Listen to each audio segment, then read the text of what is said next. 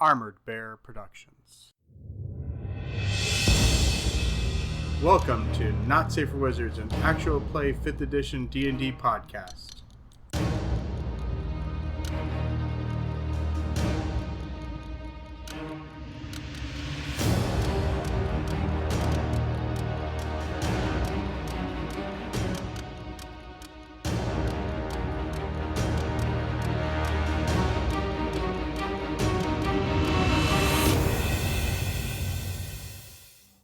Hi, this is a prologue episode of the Not Safe for Wizards podcast. In today's episode, Kaila will be talking to Michele and Darian Lockwood about their characters. They'll also be discussing the challenges of being women in gaming as well as being folks with disabilities in gaming. Let's get started. So, welcome to Not Safe for Wizards, the Chick Edition. We are here today with Michele Lockwood and Darian Lockwood, and myself, I'm Kaila Hawk. We're going to be having a discussion amongst the ladies of the D&D group and talking about our experiences here. So I'm going to jump right in. Go ahead, and if you could, ladies, first of all, Michele, Darian, tell us, how long have you guys been playing D&D? I'll let you go first. Oh, throw me to the bus. Oh, yeah. Okay. Okay, I see how it is. Age before beauty, my dear. You're older than me!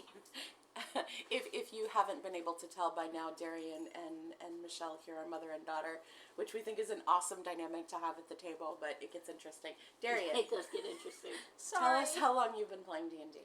I've been playing for a couple years now. Okay. And what edition did you start with? Fourth. You started with The fourth. War Game Edition. Oh boy. Yeah, that was combat heavy, wasn't it? Very Michele, combat heavy. how long have you been playing D&D? A very long time. My first game was actually when I was a little kid. I got one of those. One of the red books? One of the red books was given to me by a lady we lived with. And promptly nobody would play with me because my cousins weren't allowed because I was going to corrupt them with the devil. Oh geez, you went through all of that fun Yeah. stuff. Oh boy. And then when that movie with Tom Hanks came out, forget it. Nobody would ever play with me. So I just had the book and the rules, which I would read a lot. Aww. And play with myself. It was kind of pitiful. Aww. And then I played again when it was version 2. Okay. When they had all the Paladin and the Rogue books, the separate books. Mm-hmm.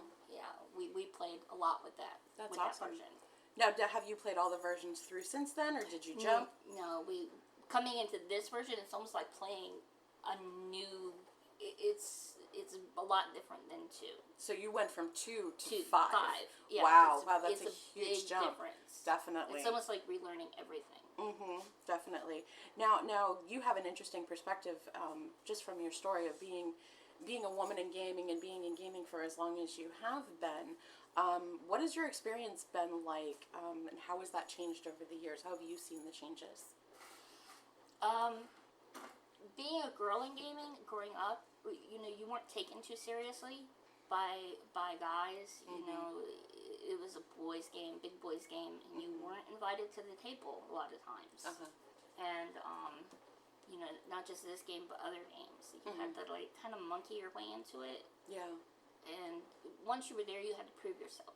Yeah. Yeah. Once you proved yourself, you were good. Then you were cool. Yeah, you were cool. But getting in there and proving yourself was a battle in itself. Right. And have you seen that change over the years? Yes. Yeah. Yeah. And now it's much more open. Everybody that, you get friends together and the friends support each other, and it's more, it's not how it, when it first came out, it was more like some geeky friends hanging out from school. The geeks banded together. Yeah, or whoever whoever you could get that would come and learn this game that was very complicated to begin with. Yeah. And had a lot of math. And you were trying to convince somebody it was fun. Uh-huh. I swear it's fun, really. I swear it's fun. Just stick with it. How about you, Darian? You've only been playing for a short amount of time, but you've seen some changes. How's it been for you as a woman in gaming, and how have the changes affected you? Not a lot, because I've mostly played with, other than you guys, I've mostly played with online groups. Okay. Mostly my friend Walrus, who is a chronic DMer, and by chronic I mean let's start a campaign.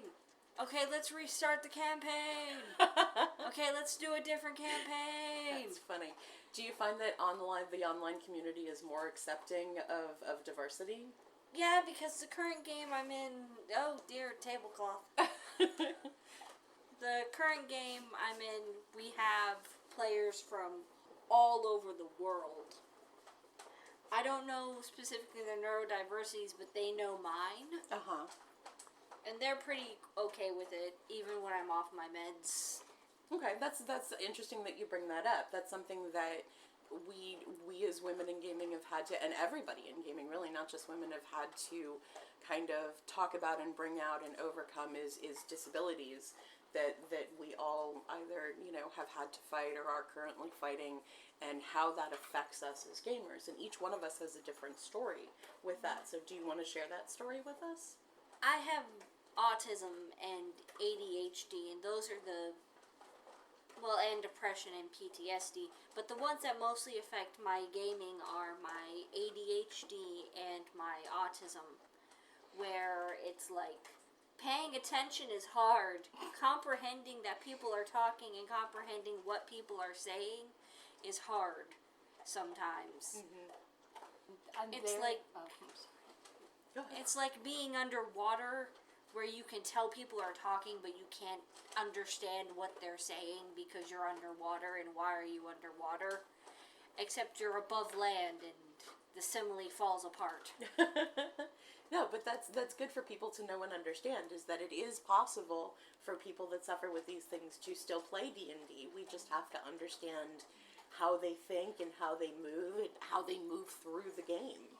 And our players at our table, I think we try to be good about giving you the spotlight when we need to, and kind of shutting up so you can talk and so you can listen and things like that. I'm sorry. Go ahead. Watching her when she plays amazes me, because I remember when she was a little girl and when she first got diagnosed, and she had such difficulty dealing with social issues, and just holding a conversation with one person and being able to communicate, what she liked and figure out what that person did, and watching her do that with 6 players and play and enjoy herself and do it online with friends and everything. It just makes me happy. Do you think, Darian, that role-playing has helped you deal with those issues, has made it easier for you, or helped teach you how to be better at dealing with those issues? Yeah, I would say it has, because it's good as practice for dealing with sensory overload, because that happens a lot during games, surprisingly. That it does. Like, no, really, it does happen a lot. I bet. Yeah. With all the talking and the loudness. So it's good for helping me practice functioning, even though I'm sensory overloading. That's really cool. I'm super proud of you. Yeah. Michele, what about you? You've had some challenges, especially just since we started playing this game. Do you want to share that story with us? I was diagnosed not too long ago with early onset Parkinson's, Okay. and I also have bipolar disorder, and I have the not kind fun one. I don't get those happy high moments. You just get the lows. Yeah, I just get that sucky, nastiest part of it. But, I think that everybody that comes to playing D&D has their issues. And I think, like us, we have specific issues that, we deal with every day. Other players might just have something that they deal with sporadically, or some people have things that they deal with, like, they're dealing with right now that may clear up. But, I think everybody brings something, like I said, to the table with them. A piece of luggage. Yeah, a piece of luggage, another bag of dice. They sit beside them. And I know for me, I've found that my fellow players in the D&D community have been some of the most accepting and understanding groups of people that I've ever dealt with. Are you seeing that with the community? You guys are like the most supportive people and the most understanding people, and have been so patient with me. I have missed so many games, people. I'm surprised they have not kicked me out. Okay. But you've been very patient with me. With the Parkinson's, I have motor function problems and memory, and it's just going to shit. Mm-hmm. So, there's some days I feel really good, some days I don't, but everybody's got those days. Sure. You know, it's just, but you guys are so great and so accepting and so just there for me. And that's what we're all about. That's what D&D is all about. And I think that's what our group is about. Mm-hmm. Is Absolutely. being there for each other. So what, we've talked about the acceptance and things like that. What are the best parts of D&D? What are the worst parts of D&D? What keeps you guys coming back to the table? Oh, stare at me, won't you? It's your turn. Age before beauty. I'm younger than you. You act older than me. I'm the kid in this relationship. No, you're not. Okay, so Darian, let's talk about it. What are the best and worst parts of playing D&D, and what brings you back to the table time and time again? Honestly, what brings me back is just the fun we all have. Like shark bunnies. Like shark bunnies. Spoilers. Sorry, but shark bunnies. Pirate ghosts. Pirate ghosts. Just Orion's critical hit ratio. Oh, God. What do you find the most challenging about it? Is it the sensory overload stuff, or is it the math? Is it what's the tough part? Combined with the sensory overload, it's keeping track of everything. Like, there's some spells I've legit forgotten that I even have. Mm-hmm. Like Dust Devil, I have and I will never use. And I will probably drop it to take something else that I will never end up using. Don't you understand? You'll drop it and then you'll wind up, hey, I needed that spell. You always need it after you drop it. That's how it works. I have something I can just put somewhere else. What about you, Michele? What's the best and worst parts? What keeps bringing you back? The best is just my friends. It's just hanging out with my friends and hanging out with my friends and just bullshitting, just playing, just I think the worst part, it actually it's kind of one was a problem I was having with my character, Thorn, just finding her voice, and then the other is more anxiety I get right before we game. It's like, I just that day I just not up. It's like I know I got a game and I'm gonna go screw it up. Does it let go once we start playing? Oh, once I get here and I'm with you guys, it's gone. That's awesome. It's gone. But before that, Okay. Couple of quick ones. Darian, role playing or combat, and why? Role playing because I just have more fun role playing. I got you. What about you, Michele? Role playing or combat, and why? Combat. I love to kill things. She loves to kill things. Okay. Okay. Darian, favorite race and class, and why? I like to backseas, and I don't care if I'm called a furry. No, you don't understand. In my online group, because I make tabaxis a lot, I keep getting called a furry. Aww. That's all you make, though. That's okay. You can have I a have a preferred Drow race. character. Dude, my first year or so of playing D&D, I played nothing but dwarves. So there you go. Everybody's got their things that they love. What about a class? What class do you prefer? I prefer sorcerer. You like sorcerers? Cool. Any reason why, or just they're fun to play? They're fun to play. I also like bards, but I'm bad at being a bard. Okay. All right. So let's start talking about Wait, your Mom? What about Mom? Mom, character, favorite race and class, and why? I don't really have a race. I'm not prejudiced.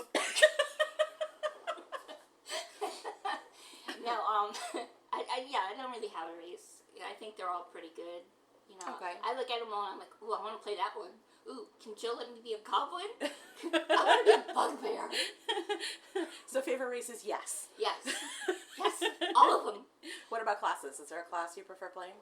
Rogue. I normally always play a rogue. Oh, cool. This is the first time I've ever played a magic user, and I know nothing of what I'm doing. So if it looks like I don't know what I'm doing, it's true. I have no idea what I'm doing. You're learning as you go. Yes, You're learning as it you go. is. And she's also very indecisive about picking spells. We'll get into that. So you're playing a magic user. Tell us about your character. Tell us about Thorn. Thorn is difficult. That's a good word. She's, what am I telling you?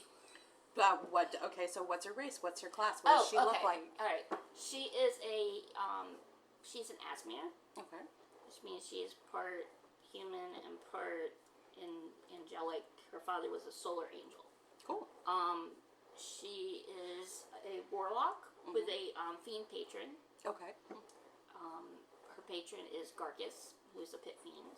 Okay. She stands about, I don't know, she's tall, thin, has dark black hair, her eyes, now that she is a fallen Asmere, are pitch black. Okay. Which isn't too nice, but no, that's we a take choice. what we get. You make choices. Yeah. That's... Choices have consequences, and mine are some black eyes that look really fucking creepy. Well, she's got good intimidate, right? Yeah, but she's just that's kind of tall, dark, and brooding. Yeah, she's got the goth thing going on. All right, Goth Thorn. Yeah, definitely. What about your little Tabaxi? Tell us about her. Him. That's right. Your Tabaxi's boy. Yeah. That's awesome. He's admittedly kind of short for a Tabaxi. Okay. He's a Tabaxi sorcerer. Snarling Lotus is very much small and ready to brawl. Okay. Not itching for a fight, but we're in a fight now. Well, that's good. Okay. He dresses kind of like Indiana Jones if he never got out of his professor clothes when he went on adventures. Oh, that's cool. Okay. I hope that gives a good enough mental image of his style of dress. What kind of cat is he? In my head, when I designed him, I was thinking the rusty spotted cat, which is kind of a small wild cat that kind of is still very deadly. Okay. Because it's a wild cat. So he's a little rusty orangish? He's speckled. Speckled. Okay, cool. Okay, so Michele, what was Thorn doing before Thorn became an adventurer? Was that a decision that was made? How did that happen? You'd have to get into a lot of her backstory for that. Can you give us the Reader's Digest version? Yeah, Reader's Digest version is, she was basically being loved and loving someone. Okay. She didn't have a great childhood in the beginning of her childhood. She was neglected and abused by her mother's family. The goddess took her father away, so she didn't really have anybody. Her great uncle came and took her, and she finally had someone to love and be loved. He wasn't necessarily a great man in the eyes of most, but to her, he was all she had. Okay. And then one day she came home and something had killed him. And what basically happened is she tried everywhere for help. The angels, the gods, everybody. And nobody would help. So she went to the only people she thought would help her. Which, hell, the fiends. Okay. And did something really stupid. And that's what set her on the adventuring path? And that's what set her on the adventuring path. Cool. Very cool. What about you, Darian? What was Lotus doing before he decided to become an adventurer? Kind of learning to be an adventurer. His tribe's history is kind of... It's a story. It's a story of many mishaps started by, we stole something from a god and now we're cursed. Oh boy. So he's kind of one of the prophesized searchers for the object. Not specifically the one that will find it, but one of the ones that will look for it. Okay. So this has kind of been his destiny. Kind of, yeah. Neat. To go out and find whatever it was and return it to whoever they stole it from. Okay. Sounds like you guys have really kind of created a really rich backstory for yourselves. You really know your characters really well. Michele, what are your character's core values? What does she really think is important in life? She believes protecting what is hers, like what she cares about, which would have been her uncle. She would have been there to protect him. And right now, she feels that the group is hers. She may not show it a lot. She's not really a touchy-feely person. But the group is hers, and she wouldn't let anybody hurt them. she would utterly destroy anybody who tried to. So she's all about the friends. She's all about the group. Right. Because she hasn't had that in her life. Gotcha. But her other core values are a lot of gray area. All the colorful shades of gray. Yeah, it's a lot of gray area. Gotcha. What about Lotus? What are his core values? He's very similar in the family aspect of doing whatever for the family. And family for him isn't just a blood thing. It's also well, these are the people I'm with now. Well, okay. They just adopted me. I guess I'm here now. Okay. I mean, that is what happened. That definitely is what happened. We is just what kinda, happened. No spoilers, but yeah, that's kind of how it happened. I won't say anything. And how does your character Darian? How does your character see himself? How does he see himself versus how he wants to be seen by the world? You would think he'd have kind of an ego because of this whole destiny thing, but he really doesn't. If I had to say anything, to himself, he's here for a laugh.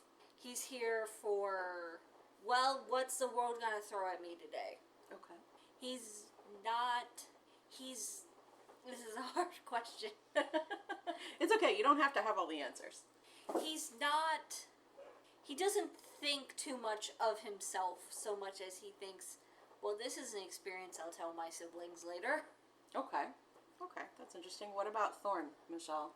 What does Thorn think of herself versus maybe what she wants the world to think of her? Thorn is complex. I wrote her very complex. More than I wish I had.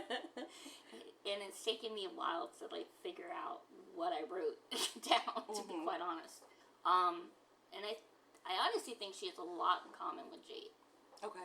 To be honest, she has this duality within her where Jade seems very, very happy and uplifted spirit and just this very happy person, but I feel she probably hides a lot of grief and pain, from her parents' loss. And Thorn, she's got resting bitch face. She really just does. And she can seem cold and she can seem just short with people. She can seem, just not really that much fun. But that's really not who she is. The thing is that she just wasn't brought up to be socialized with. Okay. She was only brought up to be neglected by her family and then brought up with this uncle. And, his criminal friends, so they weren't really great people to introduce her into social issues. Do you think that her interacting with this group has helped her develop some social skills? Yes, I think they definitely have helped her. Very cool. Very cool. In this world being created by our wonderful DM, Joseph, he's created a pantheon for us. That's a really cool pantheon. Does your character, Michele, believe in the gods and goddesses? Well, Thorn's an Aspmere, so of course she's a walking, evidence that there are god and goddesses, but she's not too happy with them. She thinks they're really a bunch of dicks who just basically look out for themselves and let people basically just pray to them and beg for things. Okay, so she's been very disillusioned. Yeah, she's very disillusioned with them. Does she have any of them in particular that maybe she might think is okay? She does think Kemson, okay, I think that is it, the warrior goddess, she does respect her because she started out not as a god. She started out as a human. She earned that title. Gotcha. She respects that. Awesome. She doesn't respect the other ones that just fell into their positions and don't do anything in her eyes. That's cool. What about Lotus is very similar because kind of getting into the tribe's backstory a bit, because it's important to his views on the gods, is they took something from a god, yes, but since then they have been cursed to have no written history. Anytime they attempt to have written history, some disaster happens that destroys their history. Oh, wow. So they have a rich oral history because that's all they can manage to have. He knows all their old stories and old legends of his specific tribe. Oh, wow. but he doesn't know which god cursed them or which god they stole from, but he thinks, we've had enough. This is enough. Can you stop now? He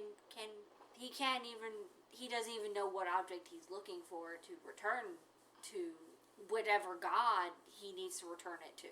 Okay. So he's also very disillusioned with the gods, where he's very much like, they're petty fucks. Okay, so is there one in particular that maybe he thinks is cool above the others, or are they all just kind of, they're not really paying attention like you want them to? He can kind of get with Kemsin, with righteous victory and being, not a douche to your enemies, I guess. Okay, that's fair. But that's about it. Okay. He's not even on board with Adar. He just keeps quiet about it because Orion is big. Oh, Orion drives Thorn nuts. Okay. She wants to rescue him and be just like, no, don't do it. So it seems like you guys have, in your backstory, have built in kind of a long-term plan for your characters. Like, you have this quest, and that's like where your character wants to go, no matter what else is going on. You're trying to find this object to return to the gods. Yes. Is there a personal long-term goal for Lotus? A personal long-term goal is to return to his tribe and family. Okay. Like, whether or not his father was supposed to succeed and didn't. And it's not a black mark on his family specifically, because every family in the tribe has had someone go out and fail. So Lotus just wants to be able to go home to his siblings, to his younger siblings, and tell them all about his adventures and continue the oral story history with his own stories. That's very cool. What about Thorn? Does Thorn have something outside of, like, a personal quest for the future? She does. At this point, she's basically fucked, to be honest. In a drunken stupor, she sold herself to this fiend in an effort to catch her uncle's killer. Mm-hmm. And right now, she's kind of juggling between trying to find the killer, and it turned out it was a demon that's possessed somebody. Mm-hmm. I guess we'll just put it at that. I don't know. Yeah, we don't know spoilers. I don't want to say. We don't want to give too much up. And so now she's kind of juggling between trying to catch that person, trying to figure a way out of this deal, but not before she catches this person. Gotcha. And figure out a way out of the deal, and if not, she's gonna wind up in hell forever. Is there a line that Thorn won't cross in this goal? Yes. Do you know what that line is? Do you know where her lines are? She wouldn't sacrifice anybody else to hell that she cared for, or that she felt responsible for. She's in my mind, she comes from a line of monster hunters, and her uncle was a monster hunter. She's grown up knowing that this is a bad thing to do. Mm-hmm. That's why, figuring out why she would do it was one of my problems. Okay. And thank you, Panic at the Disco, because I happened to be listening to the song, and I was like, wait a minute, this is brilliant. She just wakes up and it's done.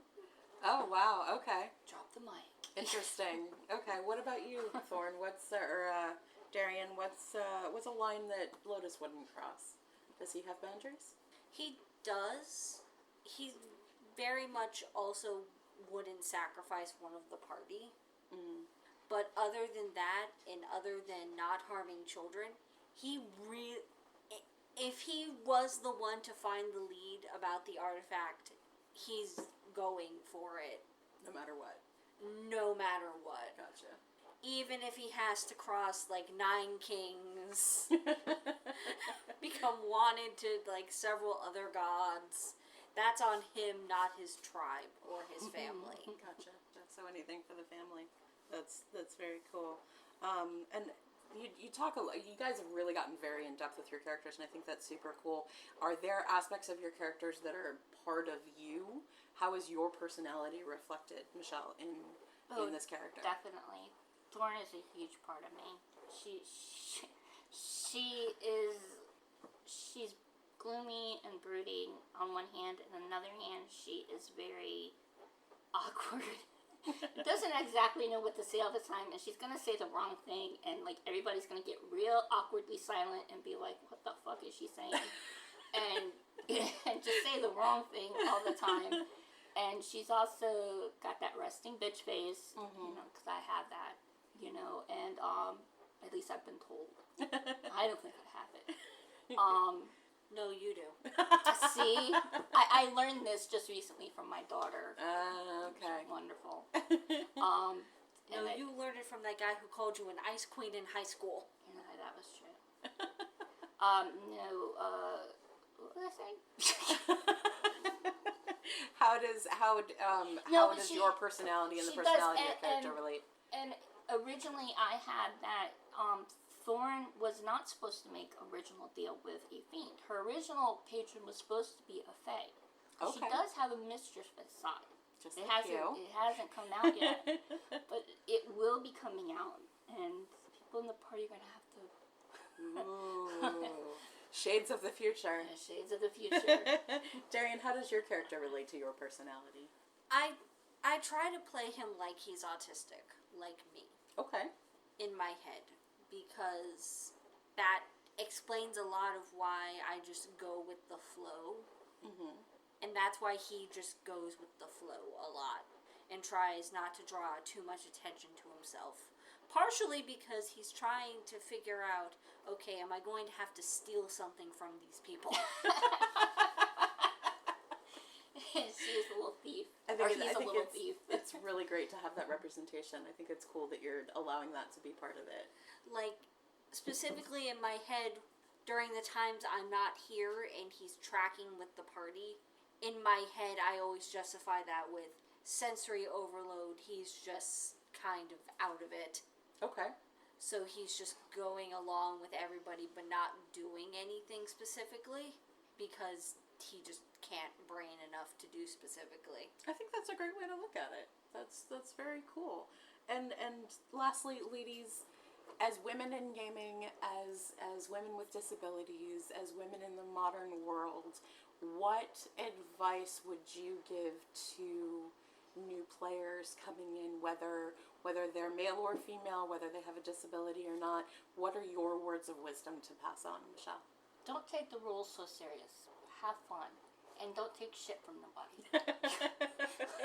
Don't let anybody bully you and tell you what you gotta do or anything. But have fun. Be respectful to other players. You know, try to get along with everybody. You know, make it fun. If it's not fun, don't play. Very cool. I like that. That's my motto. That's awesome.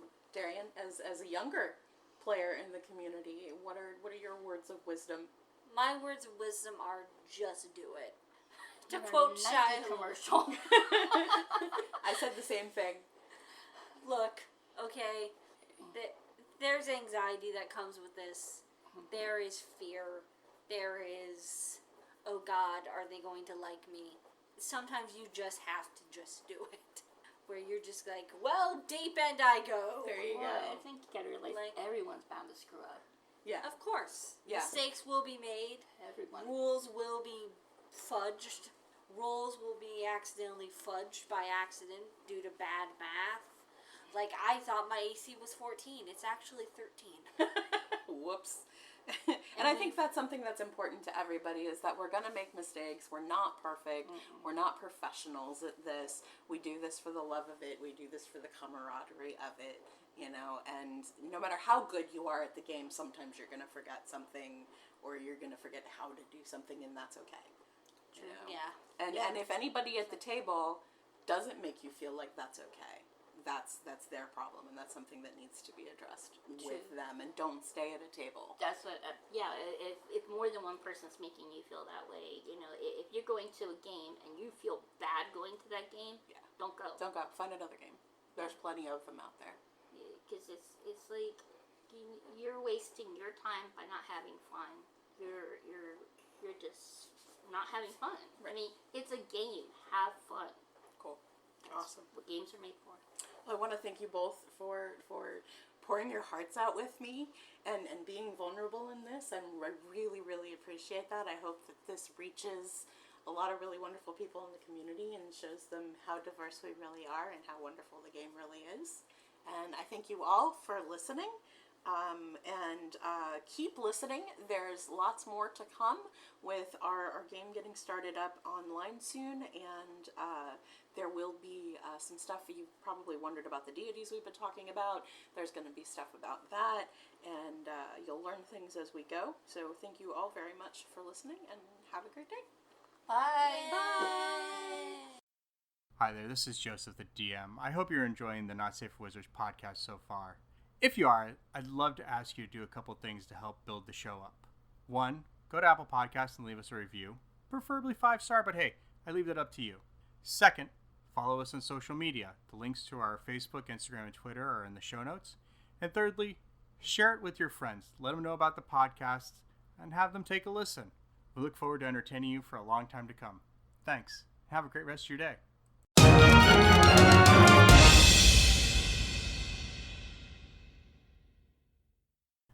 Hi, thanks for listening to that episode of Not Safe for Wizards here on YouTube. If you would, give us a thumbs up for a like, hit that subscribe button, and of course hit the notifications bell. That way you'll always know when Not Safe for Wizards is putting up a new episode. Thanks.